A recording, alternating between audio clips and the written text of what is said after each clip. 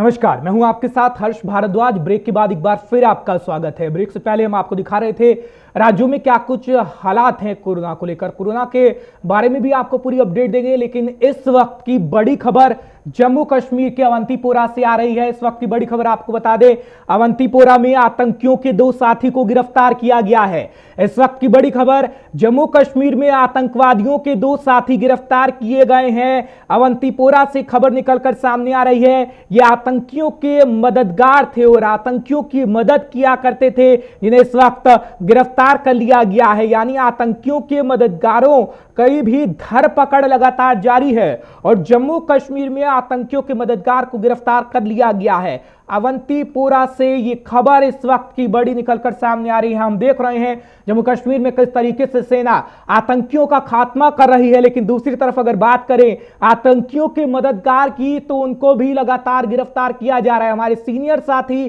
सनम एजाज इस वक्त हमारे साथ जुड़ चुके हैं। सनम, क्या कुछ खबर है? क्योंकि हम देख रहे हैं पिछले दिनों से लगातार सेना की धरपकड़ लगातार जारी है, सुरक्षा बलों की। हालांकि हम देख रहे हैं आतंकियों से मुठभेड़ भी हो रही है, लेकिन इस वक्त क्या कुछ खबर? देखिए, आज 2 जो ओवरग्राउंड वर्कर्स हम इन्हें कहते हैं, ये लश्कर हिजब और टीजी है जो संगठन, उन दो लोगों को जो है ये पकड़ा गया है। और पुलिस ने आज इनको बाकायदा इस सवाल से स्टेटमेंट जारी किया कि अवंतीपोरा पुलिस ने त्राल के एक रहने वाले और दूसरे अवंतीपोरा रहने वाले 2 लोगों को पकड़ा है। और ये दोनों सपोर्टर्स थे, ये लॉजिस्टिक सपोर्ट करते थे, उनके लिए सारा जो उनके नेटवर्क है उसमें सपोर्ट करते थे। और ये इनको पकड़ के उन्होंने बताया कि उन्होंने एक नेटवर्क को क्रैक करने में बड़ी कामयाबी हासिल की। ये पुलिस का बयान है। और ये लगभग 3 दिन पहले पकड़े गए। जो लोकल लोग हैं उनका कहना है 3 दिन पकड़े गए। और आज मीडिया का इस हवाले से मीडिया को इनने जो अपना स्टेटमेंट जारी किया पुलिस ने, इनमें से एक का ताल्लुक त्राल से है, दूसरा अवंतीपोरा से है। और ये पिछले कई दिनों से देखा जा रहा है साउथ कश्मीर में भी और नॉर्थ कश्मीर में भी पुलिस जो है इस तरह के जो लोग हैं जो मिलिटेंट्स के साथ लिंक्स में हैं या उनके लिए ओवरग्राउंड के तौर पे काम करते हैं या उन्हें लॉजिस्टिक या दूसरे सपोर्ट देते हैं, उनको गिरफ्तार कर रही है, उनसे पूछताछ कर रही है। और इस हवाले से भी पूछताछ पुलिस अभी जारी रखे हुई है। जी बिल्कुल सनम, अगर इन दोनों की बात करें आतंकियों की मददगार की, क्योंकि हम देख रहे हैं स्थानीय आतंकियों की तादाद लगातार बढ़ रही है, लगातार सेना भी ये कह रही है कि हम उनका काम तमाम कर रहे हैं, लेकिन कहीं ना कहीं युवा बढ़ चढ़कर हम देख रहे हैं बरगला रहे हैं। ऐसे सेना जिस तरीके से ये बयान भी जारी कर रही है कि आतंकी लगातार युवाओं को बरगलाने का काम कर रहे हैं और उसी का नतीजा हम देख रहे हैं। देखिए, बिल्कुल हर्ष, ये कश्मीर में मिलिटेंट्स जो हैं चूंकि बड़ी संख्या में है, करीबन 200-250 के आसपास जो सरकार खुद मानती है मिलिटेंट्स हैं, और उनका एक रहता है इन्फ्लुएंस। अगर किसी एरिया में वो होते हैं, एक्टिव होते हैं, तो उस एरिया में इन्फ्लुएंस रहता है। फिर वो लोगों को जहां अपने साथ जोड़ने में कामयाब भी होते हैं। और कोई जगहों पे खबरें इस तरह की भी आती हैं कि कहीं लोग भी उनसे मिलने जाते हैं, उनके साथ सपोर्ट में रहते हैं। और चूंकि ये कश्मीर का मामला जो है बहुत पुराना मामला है और इसमें ये पुराने रूट्स हैं, बहुत पुराने रूट्स हैं, गहरी इसकी जड़ें हैं।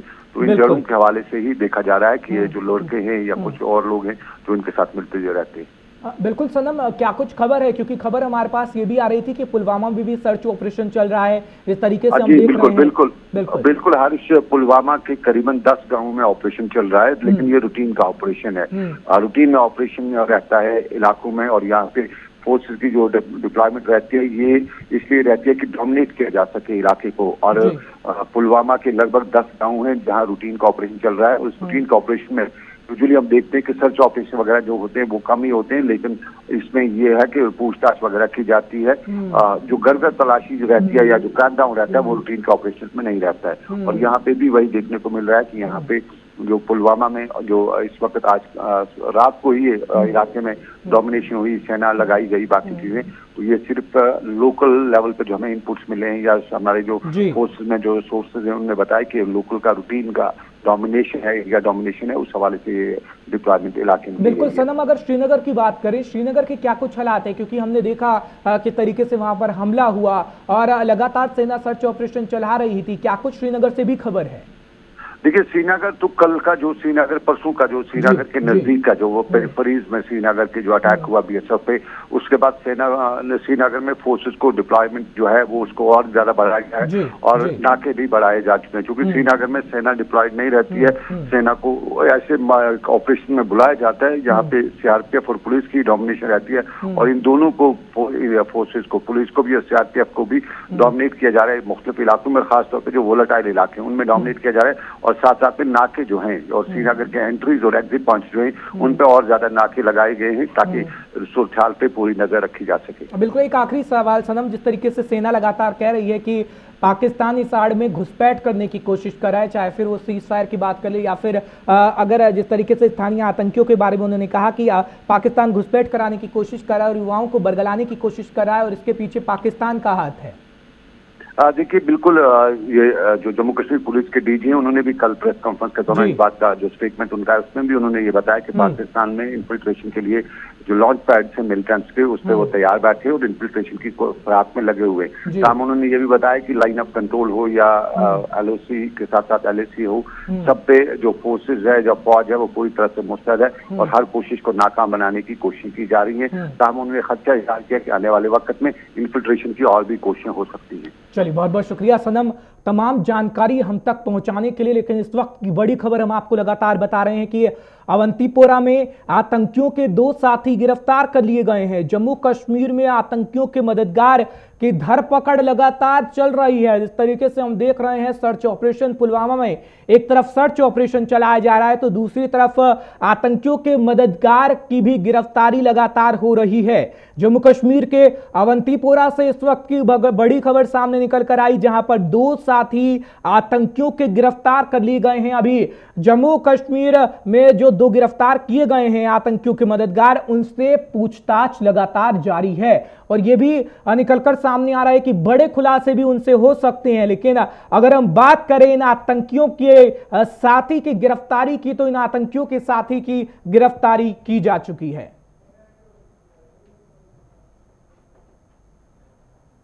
तो चलिए, इस वक्त की एक और बड़ी खबर से आपको रूबरू करवाएंगे। कोरोना के कहर की बात करेंगे क्योंकि जम्मू कश्मीर में लगातार कोरोना अपना कहर बरपा रहा है और इस वक्त खबर यह सामने निकल कर आ रही है कि जम्मू कश्मीर के सांबा से 4 नए मामले सामने आए हैं। जम्मू कश्मीर में तेजी से पैर पसार रहा है कोरोना और जम्मू कश्मीर में अब तक 20 लोगों की मौत हो चुकी है। हम ऋषि के पास भी चलेंगे, लेकिन इस वक्त की बड़ी खबर आपको बता दें कि जम्मू कश्मीर के सांबा से 4 नए मामले इस वक्त निकलकर सामने आए हैं। इस तरीके से हम देख रहे थे कि कल की अगर बात करें तो कल भी आंकड़ा लगातार बढ़ा था। कश्मीर से जहां 31 मामले सामने आए थे, वहीं कठुआ से 3, रामबन से 3 मामले निकलकर सामने आए थे। लेकिन सांबा भी कोरोना से अछूता नहीं है और सांबा में भी लगातार ये मामले निकलकर सामने आ रहे हैं। इस वक्त की बड़ी खबर हम आपको बता रहे हैं, 4 नए मामले जम्मू कश्मीर के सांबा से निकलकर आ रहे हैं। ऋषि खजूरिया के पास सीधे चलेंगे। ऋषि, क्या कुछ खबर है, ये जो 4 कोरोना पॉजिटिव पाए गए हैं, क्या ये दूसरे राज्यों से आए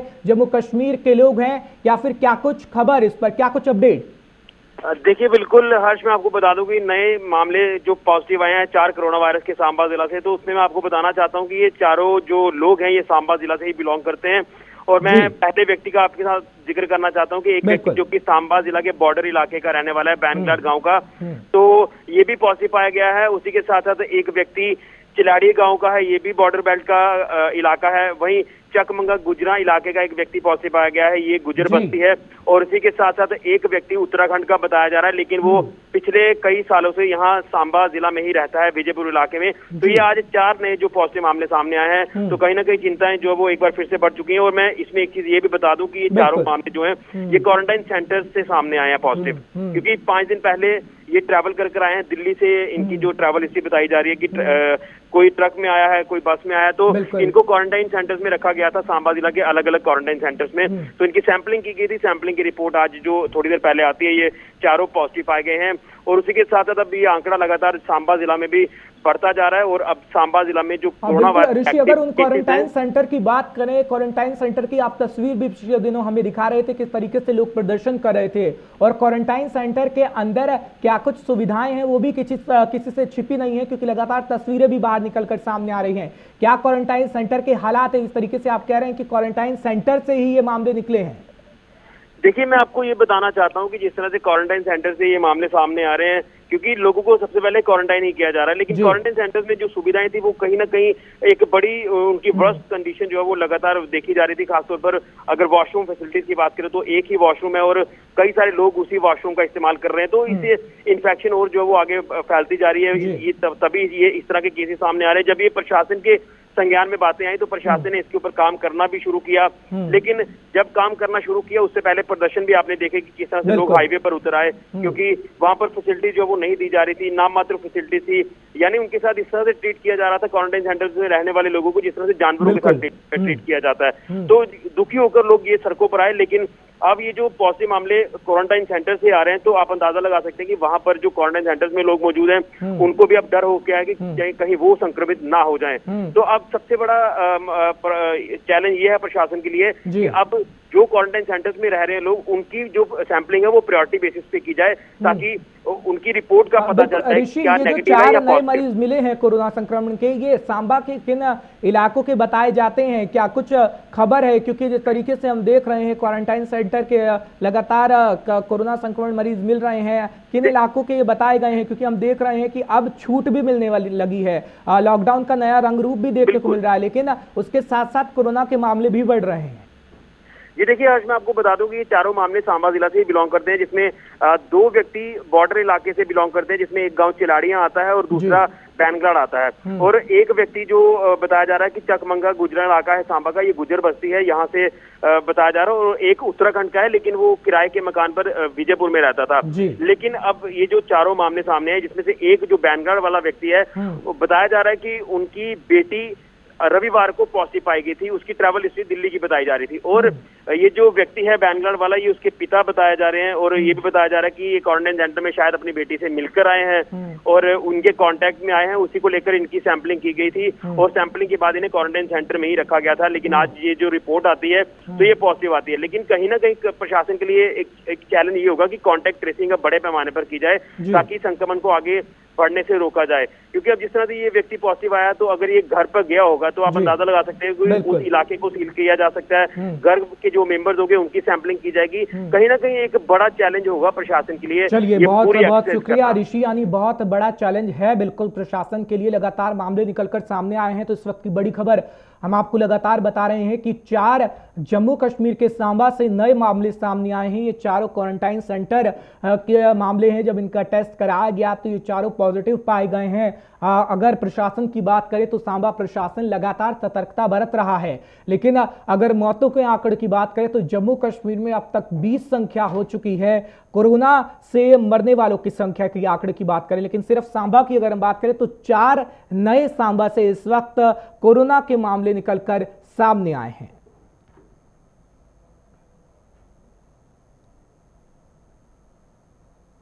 तो चलिए, जम्मू कश्मीर की लगातार हम बात कर रहे हैं, पूरे देश का भी आंकड़ा आपको बता देते हैं, फिर सीधे कश्मीर चलेंगे, वहां पर क्या कुछ ईद को लेकर तैयारियां हैं और लॉकडाउन का कैसा असर है वो भी आपको दिखाएंगे, लेकिन पूरा देश भर का आंकड़ा आपको बता देते हैं, क्योंकि जिस तरीके से 1,18,000 के पार ये आंकड़ा पहुंच चुका है। और अगर स्वास्थ्य विभाग के आंकड़ों की बात करें तो जो सुबह आंकड़े दिए गए हैं उसके मुताबिक देश में इस वक्त कोरोना पॉजिटिव केस 1,18,447 हैं और अभी तक 3,583 लोगों की अब तक मौत हो चुकी है और कोरोना से 48,533 मरीज भी स्वस्थ हो चुके हैं। वहीं अगर सक्रिय मामलों की बात करें तो सक्रिय मामले 66,330 बताए जाते हैं और पिछले अगर 24 घंटों की सिर्फ हम बात करें तो पिछले 24 घंटों में देश में कोरोना के मामलों में रिकॉर्ड तेज की वृद्धि आई है, यानी एक दिन में 6,000 से मामला आए, यानी 6,000 से बढ़ गए हैं ये मामले और 6,088 नए मामले सामने आए।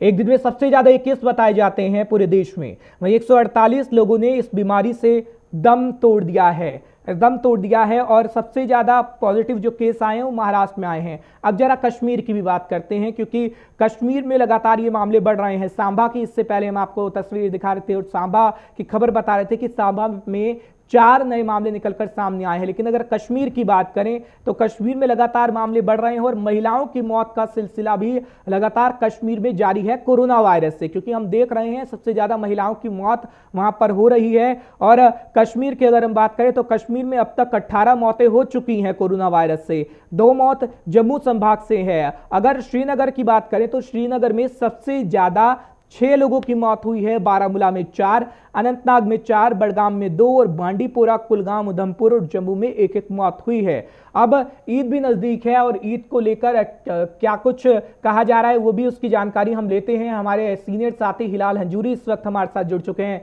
हिलाल, अगर कश्मीर की बात करें, कश्मीर में सबसे पहले कोरोना का क्या कुछ आंकड़ा है, क्योंकि हम देख रहे हैं लगातार मामले निकलकर सामने आ रहे हैं। इसमें श्रीनगर में सबसे ज्यादा मौतें 6 हुई हैं, बारामूला में 4, अनंतनाग में 4, बड़गाम में 2, बांडीपुरा, कुलगाम, उधमपुर, जम्मू में 1-1 मौत। अगर कश्मीर की बात करें 18 मौतें अब तक हो चुकी हैं कश्मीर से, और क्या कुछ ईद को लेकर कहा गया है? देखिए, इसमें कोई शक नहीं कि पिछले कुछ वक्त से हम देख रहे हैं कि लगातार केसों की तादाद जो है बढ़ रही है और ऐसा भी दिन है कि यहाँ 70 या 80 या 100 भी क्रॉस हो चुका है और ऐसा बहुत कम यहाँ पे देखा जा रहा था। लेकिन कुछ हफ्ते से हम देख रहे हैं कि इसमें लगातार इजाफा होता जा रहा है। लेकिन दूसरी जानब जब हम लॉकडाउन की बात करते हैं, हालांकि गवर्नमेंट ने तो ऑर्डर दिए हैं, लेकिन जो लॉ एनफोर्समेंट एजेंसीज है उनकी जानब से अभी वो पॉजिटिविटी नजर नहीं आ रही है जो होनी चाहिए थी। लोग निकल रहे हैं और किसी हद तक जो है अगर 10% ही या 15% ही सही मार्क्स अभी खुले हैं और यहाँ पर ईद के पेश नजर या जुम्मतुल वदा के पेश नजर जो मामूल का काम रहता है और खासतौर पर अगर देखा जाए खरीदो फरोख्त को लेकर मीट की खरीदारी ज्यादातर रहती है और यहाँ पर अगर 450 रुपए का मीट की केजी खरीदना होगा, लेकिन यहाँ अभी 700 तक वो जा पहुंचा है और अभी देखने वाला जो है वो कोई नहीं है। सरकार कहती है लॉकडाउन, लेकिन जो खरीदार है वो कहते हैं कि उन्हें मीट जो है महंगे दामों पर बढ़ रहा है। तो उसका मतलब है कि सीधा असर हिलाल कह सकते हैं हम दामों पे पड़ रहा है, क्योंकि अगर कोई चीज जो पहले 200 रुपए की मिलती थी अब वो 500 रुपए की मिल रही है। ये हमारे पास सोशल मीडिया पर कमेंट भी लगातार आ रहे थे। जी बिल्कुल, इस हवाले से लोगों ने अगर डायरेक्टली एडमिनिस्ट्रेशन को कॉल भी किया, उनके साथ राब्ता भी किया, लेकिन इस पर कोई शक नहीं कि कोई भी अधिकारी अभी कहीं पर नजर नहीं आ रहा है, बल्कि लोगों को दो हाथों से लूटा जा रहा है और लोगों की ये ग्रीवेंस है कि कहीं ये एडमिनिस्ट्रेशन और जो बॉचर्स है उनके दरमियान कोई नेक्सस तो नहीं है, जिसकी वजह से अब लोग जो पहले से ही बेहाल है, पहले से ही परेशान है, उनकी परेशानियों में मजीद जो है इजाफा किया गया है। चलिए, बहुत बहुत शुक्रिया हिलाल तमाम जानकारी हम तक पहुंचाने के लिए। तो कश्मीर की हम आपको खबर बता रहे थे कि इस तरीके से लॉकडाउन का असर तो देखा जा रहा है, लेकिन लोगों को कहीं ना कहीं परेशानी हो रही है और क्या कुछ उसकी परेशानी हम उम्मीद करेंगे कि प्रशासन उस ओर ध्यान दे। अब जरा बात करेंगे कठुआ की भी, क्योंकि कठुआ की तस्वीर भी हम आपको दिखाएंगे, क्योंकि हम देख रहे हैं लगातार जो प्रवासी मजदूर हैं वो अपने घरों की और गंतव्य स्थान की ओर पहुंच रहे हैं। और ये कठुआ की तस्वीर है जहां पर मजदूर अपने घर की ओर रवाना हो रहे हैं, क्योंकि कोरोना को फैलने से रोकने की कवायद के तहत देश भर में लागू किए गए लॉकडाउन का सबसे बुरा असर उन मजदूरों पर हुआ है जो अपने घर बार छोड़कर दूसरे राज्यों में काम करने के लिए गए थे। क्योंकि लॉकडाउन के बाद काम एक तो नहीं मिला उन्हें, और काम नहीं मिलने के बाद खाने पीने की दिक्कत हो गई। वो बोल रहे हैं 1 महीने का राशन तो दिया गया प्रशासन की तरफ से जहां वो रह रहे थे, जम्मू कश्मीर में जहां वो रह रहे थे, लेकिन उसके बाद राशन की भी व्यवस्था नहीं रही। और अब ये प्रवासी मजदूर अपने जल्द घर लौटना चाहते हैं। ये हम कठुआ की तस्वीर आपको दिखा रहे हैं, यहाँ पर काम नहीं है और पैसे की कमी कारण है, लेकिन इनके सामने ये भी दिक्कत सामने आई। और यहाँ जो मजदूर थे उन्होंने ये भी कहा कि हम जा रहे हैं तो घर से पैसे मंगा कर जा रहे हैं और लगभग 3000 रुपये हमसे लिया जा रहा है बस में जाने का। क्या कुछ वो मजदूर कहते हैं वो हम आपको सुनाते हैं, फिर कठुआ प्रशासन को भी सुनाएंगे।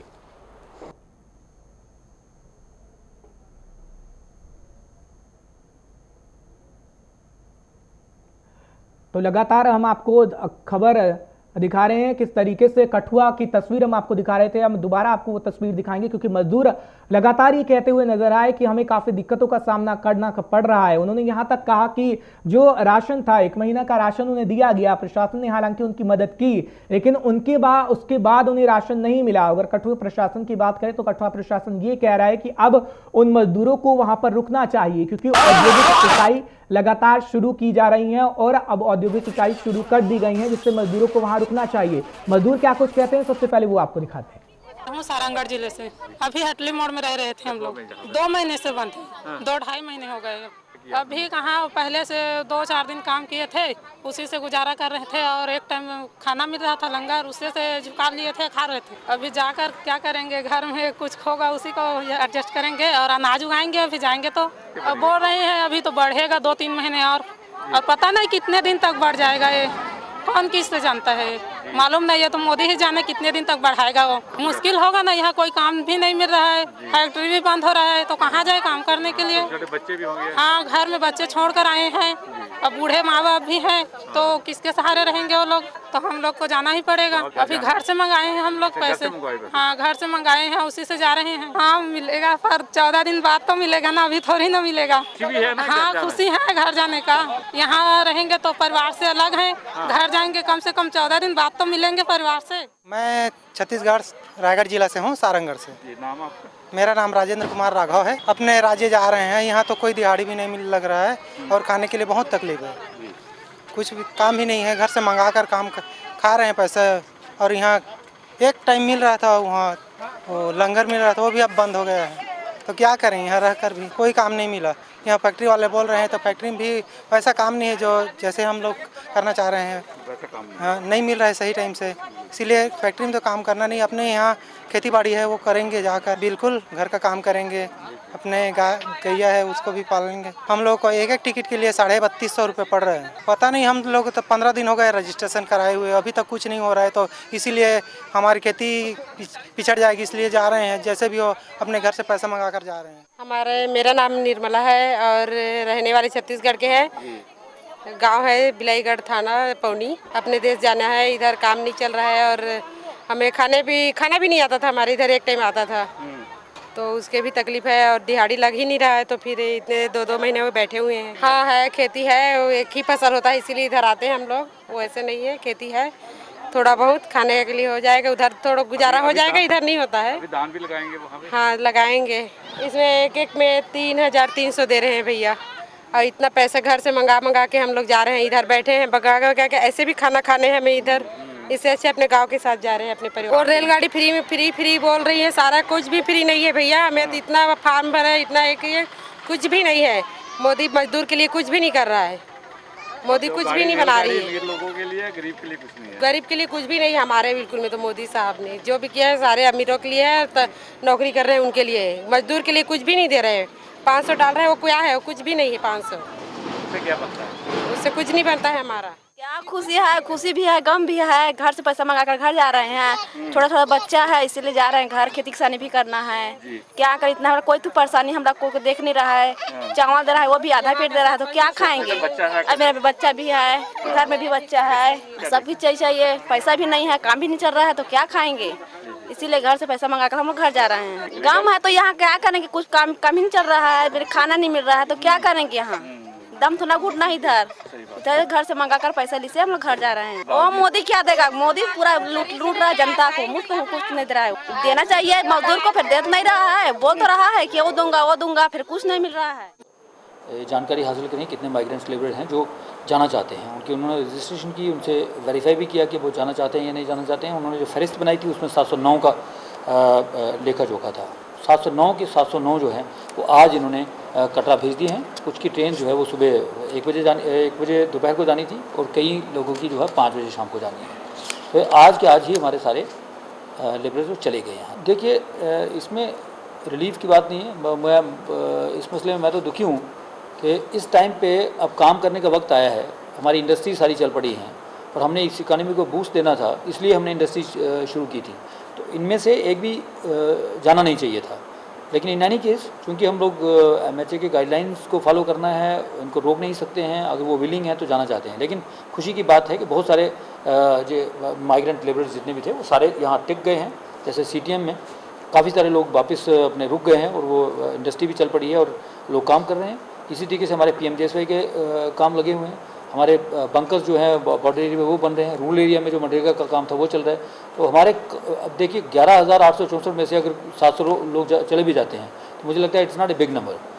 तो हमें संतोष करना चाहिए कि हमारे कठुआ के अंदर काफ़ी सारे मजदूर वापस रुके हैं और सारे हमारे काम ठीक से चल रहे हैं।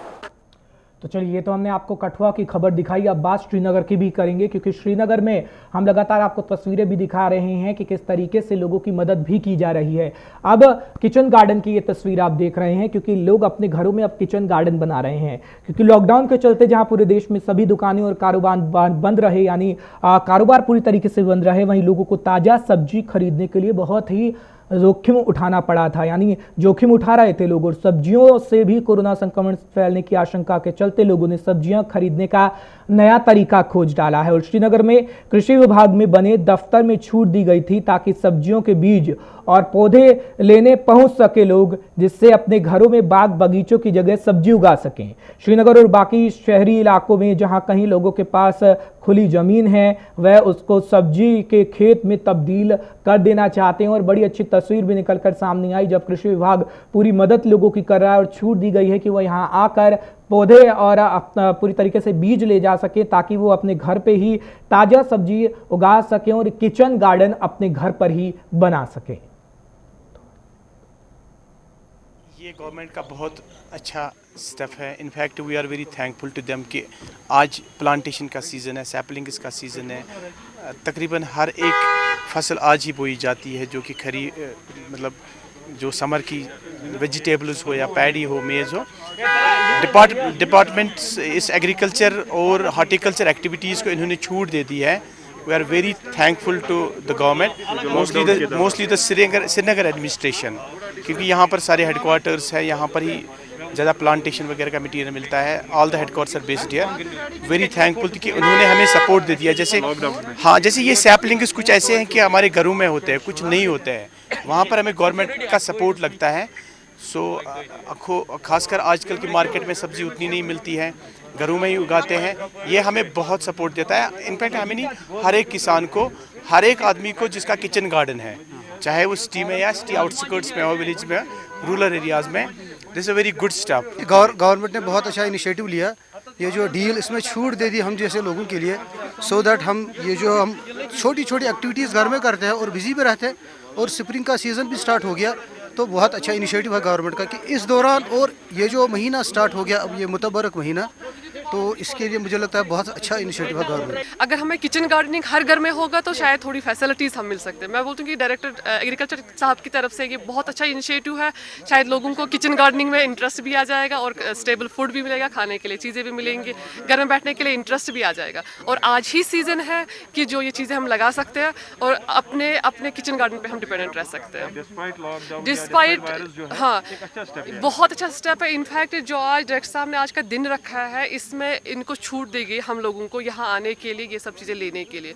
लॉकडाउन में मुझे लगता है बहुत अच्छा स्टेप है, हम यहाँ आके ये सैपलिंग्स ले लें अपने किचन गार्डन के लिए, ताकि हम इसको एक हाइजीनिक फूड भी बोल सकते हैं कि इस कोरोना वायरस की जो आजकल जो हर एक को थ्रेट रहता है, कहीं वेजिटेबल वेंडर तो नहीं है इसमें, कोई सेलर तो नहीं है, तो मुझे लगता है बहुत अच्छा स्टेप है कि इस लॉकडाउन में। सर, मैं आपकी नोटिस में ये लाना चाहता हूँ कि किचन गार्डन की जो हमारी स्कीम है, ये तो काफ़ी सालों से चल रही है और दिन ब दिन बहुत ही ज़्यादा पॉपुलर हो रही है। अब आज की सिचुएशन में कुछ डिफरेंट सिचुएशन बन गई। 2-3 चीज़ें हो गई कि एक तो मतलब लोगों को आइडल टाइम मिला, तो किसी भी तरीके से वो टाइम गुजारना चाहते हैं, तो उन्होंने एक सबसे अच्छी चीज़ ये पाई कि वो किचन गार्डन की तरफ इस साल तकरीबन मेरे हिसाब से 50% ज़्यादा माइल हो चुके हैं। फिर आप किचन गार्डन की तरफ जब माइल हो गए तो उसके लिए फिर नेसेसिटीज़ थी, सीडलिंग, सीड, फर्टिलाइज़र, दूसरी चीज़ों की नेसेसिटी आ गई।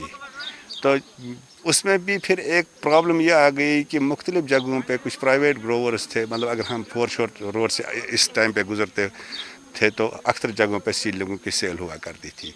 ऐसे ही तो फिर हमारे पे जो थोड़ा सा दबाव कम हो जाता। अब जब लॉकडाउन हो गया तो वहाँ पे वो चीज़ें मुमकिन नहीं हो सकी, तो वो दबाव भी हम पे यहाँ पे बढ़ गया।